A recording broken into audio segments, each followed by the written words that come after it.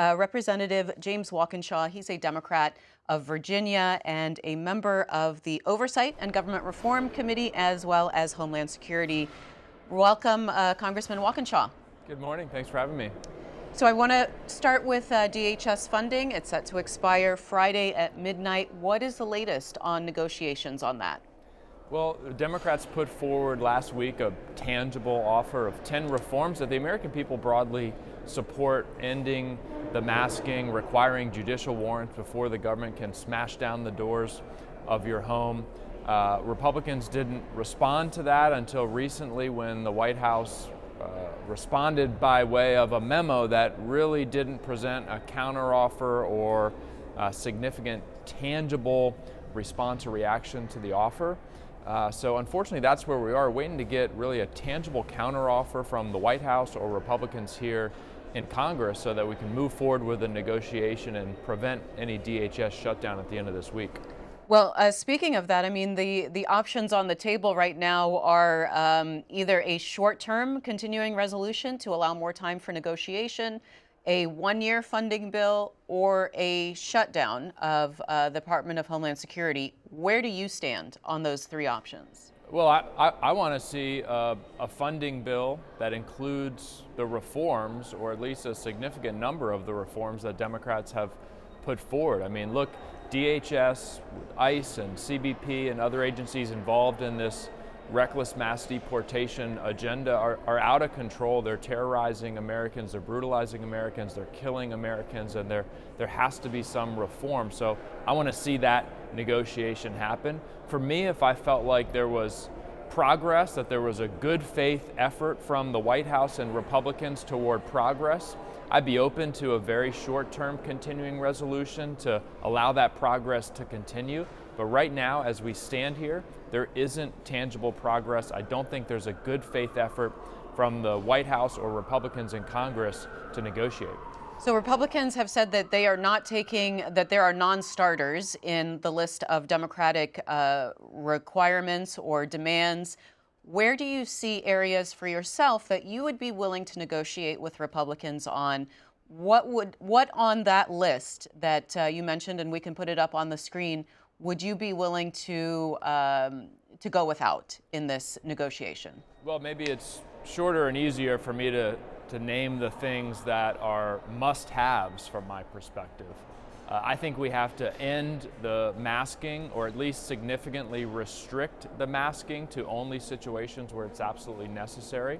I think we have to have judicial warrants before any federal agency can smash down your doors. And I think from the perspective of limited government conservatives, a lot of Republicans who I serve with who call themselves that, if the government can smash down your door while your wife and children are sleeping without a warrant signed by a judge, that ain't a limited or small government. So they should be on board with that. If they're consistent with their values and their principles, they should agree with us on that. Those are the kind of red lines for me in the negotiation. Now, regarding judicial warrants, the argument is being made on the other side that this would essentially eliminate ICE's ability to go after criminals or illegals that they are trying to arrest. Yeah, that's just flat out false. ICE and other federal law enforcement agencies for decades have acquired judicial warrants signed by a judge, and this is important because a judge is in a different branch, is in the judicial branch. That's how our founders envisioned it, with checks and balances in our system. They've done that for decades successfully. It's only in this administration where they say they should be able to enter your home or smash the window of your car without that kind of warrant signed by a judge. That's the way that it has to be. That is foundational to our nation and our constitutional principles and values. Now, your district is home to about 55,000 federal workers. What are you hearing from them about the potential for a shutdown come Friday at midnight?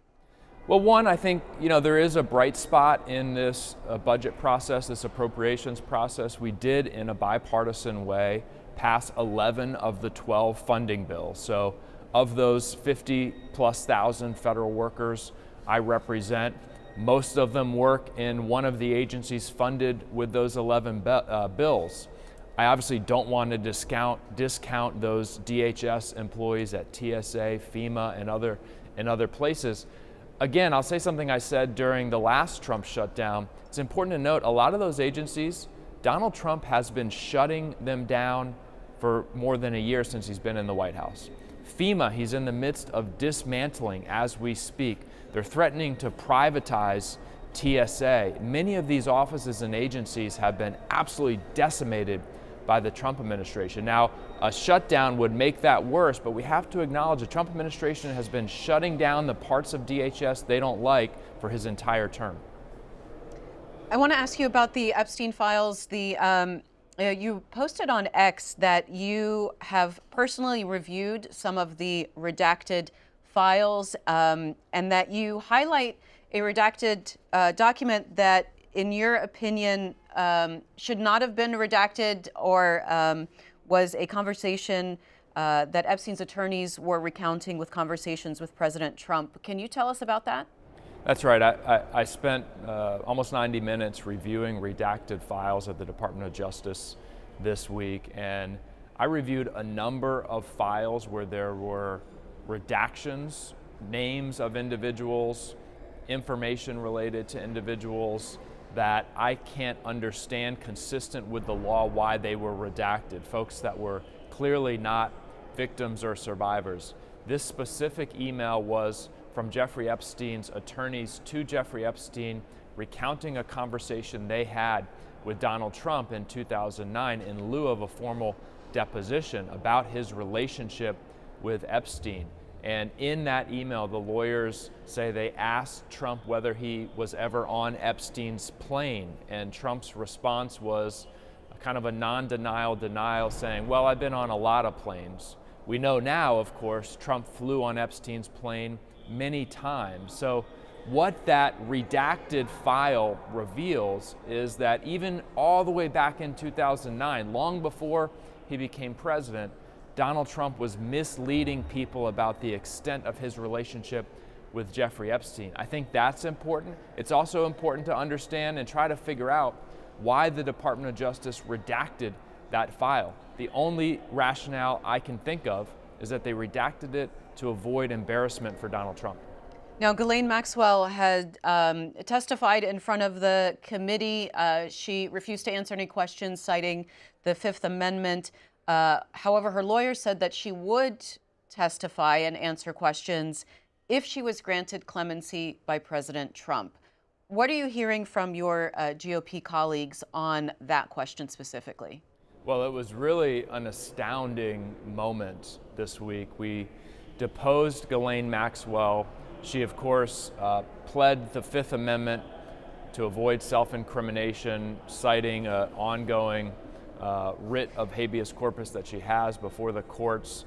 Before she did that, though, her lawyer provided an opening statement where he basically made a campaign pitch for Donald Trump to pardon her, and she's been on this Donald Trump pardon campaign for months now. It was then astounding to see my Republican colleagues on the committee, including Chairman Comer, then walk out before the cameras and deliver Ghislaine Maxwell's message directly to Donald Trump and the American people. So there seems to be a coordinated effort with congressional Republicans and Ghislaine Maxwell to try to get her a pardon. It's important to note, she is a monster.